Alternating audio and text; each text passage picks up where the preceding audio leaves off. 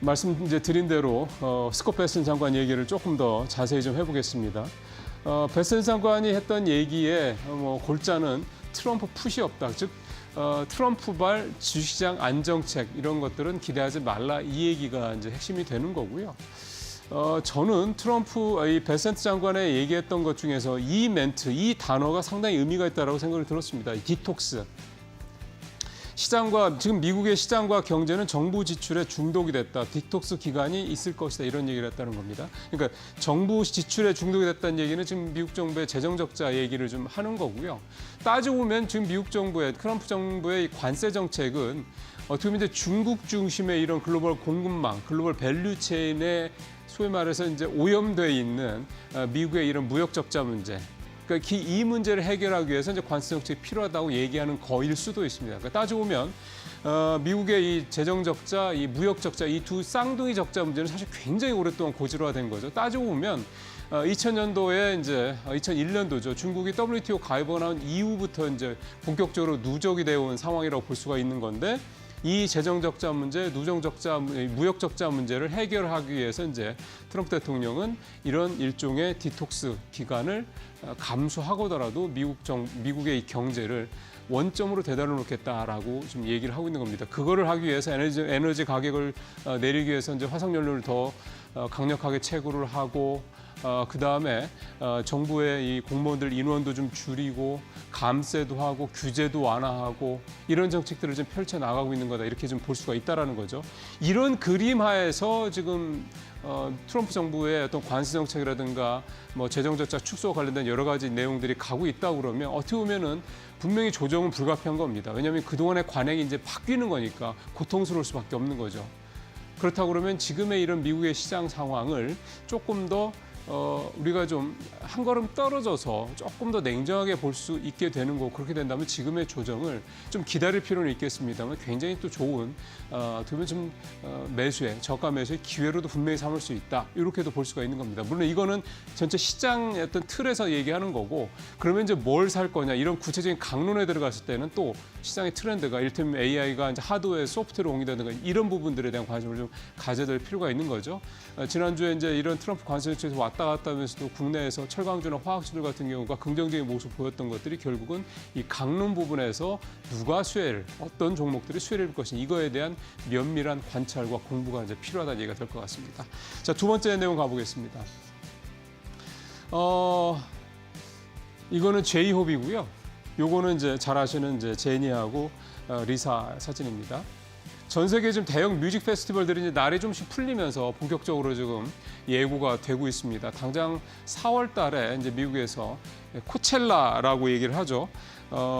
이게 이제 1999년에 시작이 돼서 매년 한 20만 명 이상의 관객이 참여를 한다고 그러는 아주 엄청난 그런 대형 뮤직 페스티벌인데 여기 이제 블랙핑크가 2023년도인가요? 그러니까 메인인 어떤 주인공이 됐었죠. 그때 화제도 많이 됐었습니다만 이런 식의 이제 행사들 글로벌한 수만 명에 수십만 명이 이렇게 관객들이 몰려드는 이런 대형 뮤직 페스티벌에 우리나라 K-팝 가수들이 전면에 나서고 있다. 이 얘기가 좀 되겠습니다.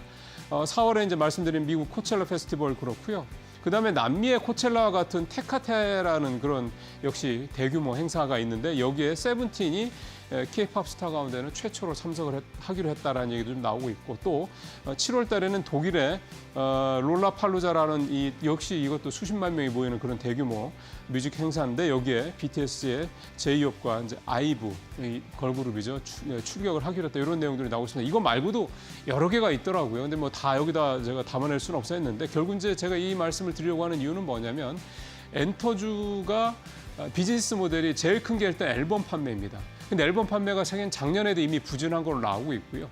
그러면 이제 국내 K-팝들, 그러니까 국내 엔터사들이 수익을 낼 수 있는 그다음에 중요한 비즈니스 모델이 결국은 해외 공연인데 이거는 사실은 워낙에 부가가치도 높고 하기 때문에요. 그러니까 이게 이제 만약에 올해 이렇게 성사가 돼서 굉장히 좀 활성화가 되고 여기에 이제 메인으로 우리 K-팝 스타들이 이제 더 많이 나가게 된다 그러면 당연히 엔터사들의 매출이나 수익성에도 이제 도움이 될 수 있을 거다 보는 거고, 또 그렇게 되면 작년에 주춤했던 앨범 판매도 늘어날 수 있다 이런 얘기가 되는 거죠. 이런 부분들이 상당히 좀 올해 엔터 업계에는 또 하나의 또 좀 굉장히 중요한 어떤 모멘텀이 될 수 있겠다.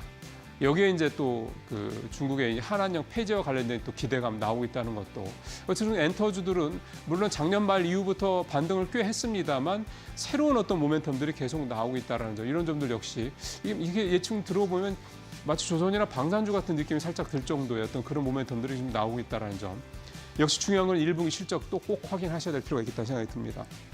자, 마지막 체크사항은 고려아연입니다. 고려아연이 지난 7일 날입니다. 지난주 금요일 날 법원이 고려아연이 지난 임시주총에서 결의했던 이 상호 관련된 이 부분에 대한 효력정지 가처분을 인용을 했습니다. MBK 측이 손을 들어준 거죠. 그래서 이제 MBK 측이 갖고 있던 지분 25.4%의 의결권이 회복이 됐습니다. 이제 또 상황이 또 달라지는 겁니다. 이달 말에 주총이 있을 예정인데 이렇게 되면은 표 대결로만 놓고 보면은 MBK 연합 측이 유리한 상황이 좀 됐는데요. 이번에 법원이 판결을 내리면서 이 부분 상호주 부분에 대해서는 MBK 측이 손을 들어줬지만 집중투표제는 또 고려아연 측에 손을 들어줬습니다. 그래서 집중투표제를 통해서 이 고려아연 측은, 그러니까 최윤범 회장 측은 또 이제 방어를 할 수 있는 여력이 좀 생긴 거고, 그리고 상당히 또 치열하게 진행이 될 것 같다는 생각이 좀 들고요. 여기 하나 변수가 생긴 게 홈플러스 사태가 되지 않을까 싶습니다. 왜냐하면 홈플러스 사태에 대해서 지금 굉장히 비난을 받고 있는 게 MBK 측이기 때문에, 그래서 이런 부분들이 좀 종합적으로 작용이 돼서 특히 이제 소액주주들이 활동을 더 많이 이번에는 할 수 있으니까 이런 부분들이 실제로 이제 경영권 관련돼서 어떤 식으로 작동을 할지 상당히 좀 관심 있게 좀 봐야 될 것 같습니다. 주가는 160만 원 근처까지 갔다가 지금 거의 절반 이하로 떨어져서 72만 원대까지 떨어져 있는 그런 상황입니다. 이번에 요 일 때문에 이제 고려아연이 또 주가가 또 어떤 변동성이 있을지 또 오늘부터 좀 또 중요한 또 변수가 좀 될 것 같습니다. 모닝체크 마치겠습니다.